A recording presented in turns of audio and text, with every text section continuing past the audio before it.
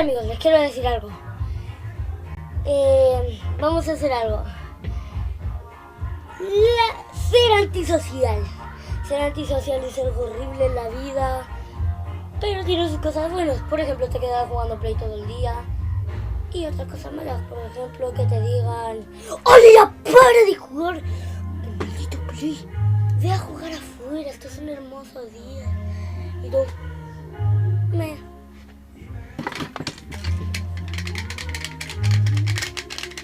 de ti.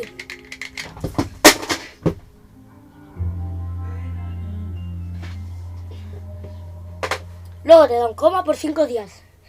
Pero hay una mala cosita. Que no tienes amigos, te quedas solo, te vuelves guatón.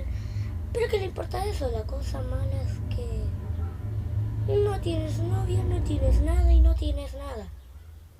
Bueno, esto era para decirles que ser antisocial es muy, pero muy malo. Porque puedes tener colesterol, puedes morirte por este lado.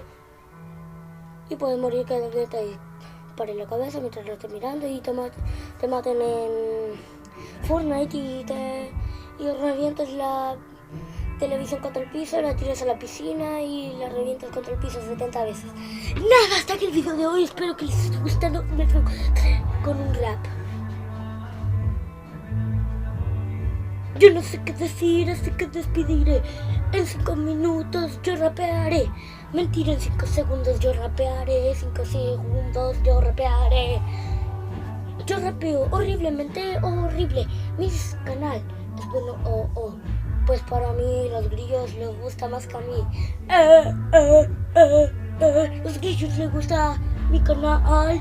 Las cucarachas odian mi canal. Pero pues me despido ahora.